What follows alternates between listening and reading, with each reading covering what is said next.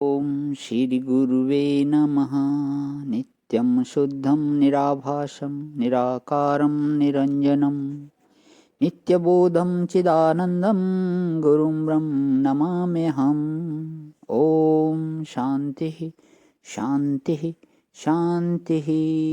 प्रणाम भगवान। श्री विचार सागर दर्पण स्वामी श्री मनोहरानंद जी महाराज का दिव्य ग्रंथ, जिसमें भगवान दृष्टि सृष्टि बात चल रहा है। अंतिम अब लास्ट की शंका चल रही है भगवान, और इसके बाद हमारा समाप्त हो जाएगा ये ग्रंथ। तो शंका है भगवान, हमने तो सुना था कि दृष्टि सृष्टिवाद के अनुसार व्यावहारिक सत्ता न मानकर केवल परमार्थिक सत्ता तथा प्रतिभाषिक सत्ता, इस प्रकार दो सत्ताएं ही मानी जाती हैं। परंतु आपका तो दृष्टि सृष्टिवाद अनोखा है। आप इस संसार को दृष्टि सृष्टि भी कहते हैं और स्वप्न आदि प्रतिभाषिक पदार्थों से इसकी भिन्न व्यावहारिक सत्ता भी कहते हैं। यह मुझे समझ में नहीं आता, कृपया करके इस विषय पर भी प्रकाश डालिए।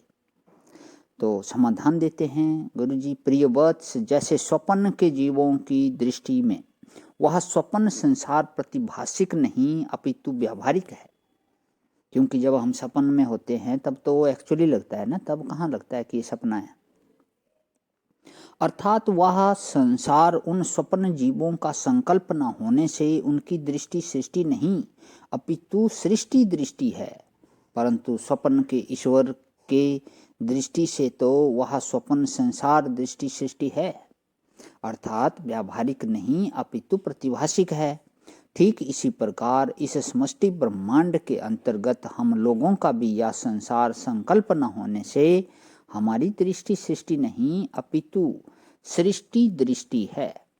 अर्थात हमारे लिए यह बाह्य जो ब्रह्मांड प्रतीति मात्र नहीं अपितु व्यावहारिक है। यानी कि ये प्रतिभाषिक नहीं है, प्रतीति मात्र नहीं है, ये अपितु व्यावहारिक है। व्यावहारिक कैसे है वो अभी बता दिया। परंतु यह संसार ईश्वर का संकल्प होने से जब तक ईश्वर को प्रतीत होता है तभी तक रहता है। अतः ईश्वर की प्रतीति के समकाल सत्ता वाला होने से ईश्वरीय दृष्टि से प्रतिभाषिक यानी कि प्रतीति मात्र है, ना कि व्यावहारिक।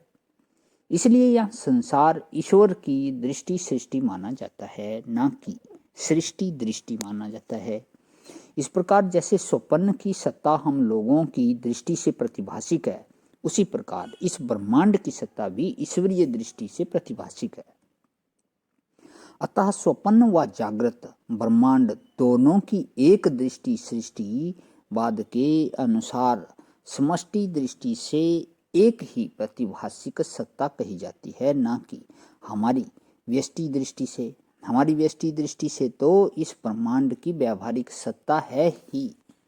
इस प्रकार हे शिष्य, दृष्टि समकाल सृष्टि वह सृष्टि रेव सृष्टि, दृष्टि रेव सृष्टि, ये दो दृष्टि सृष्टि के पक्ष तथा सृष्टि दृष्टि, इन दोनों पक्षों के द्वारा अपने अपने दृष्टिकोण से संसार के मिथ्यात्व का निश्चय किस प्रकार करना चाहिए, यह अब तुम्हें समझ में आ गया होगा। इस प्रकार संसार का मिथ्यात्व निश्चय करके, अर्थात नाम रूपात्मक जो प्रपंचवाद करके, माने अधिष्ठान स्वरूप अखंड सच्चिदानंद घन पर ब्रह्म की सत्ता से इस अध्यस्त संपूर्ण ब्रह्मांड की किंचित मात्र भी अलग सत्ता नहीं है, ऐसा निश्चय करके बाकी अधिष्ठान रूप से शेष रहे हुए अस्थि भाति प्रिय यानी कि अस्थि भाति प्रिय एग्जिस्टेंस नॉलेज एंड ब्लेस रूप से सर्वत्र व्यापक शुद्ध ब्रह्म स्वरूप को अपने उपलक्षित मैं कुटस्थ रूप आत्म स्वरूप से अभिन्न निश्चय करके स्वरूप में स्थित हो जाओ। जिस प्रकार स्वप्न संसार तुम्हारे उपलक्षित शुद्ध स्वरूप में तीनों कालों में बना ही नहीं है, केवल अविद्या द्वारा भासता है, उसी प्रकार यह संपूर्ण नाम रूपात्मक जग जंजाल भी तुम्हारे उपलक्षित स्वरूप में जो है,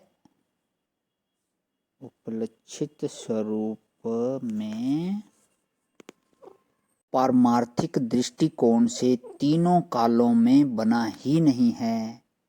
लेकिन ध्यान रहे कि उपलक्षित स्वरूप में कोई भेद नहीं होता। जैसे घट उपलक्षित आकाश और मठ उपलक्षित आकाश में किंचित मात्र भी भेद नहीं है, प्रत्युत एक ही स्वरूप हैं। उसी प्रकार अंतःकरण अथवा अविद्या से उपलक्षित चेतन तथा माया से उपलक्षित चेतन में किंचित मात्र भी भेद नहीं है, अपितु अखंड एक ही स्वरूप है।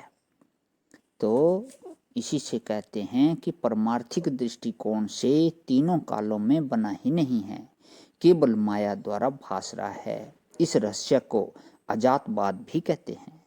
अजात अर्थात जो कभी परमार्थिक रूप से उत्पन्न ही न हुआ हो।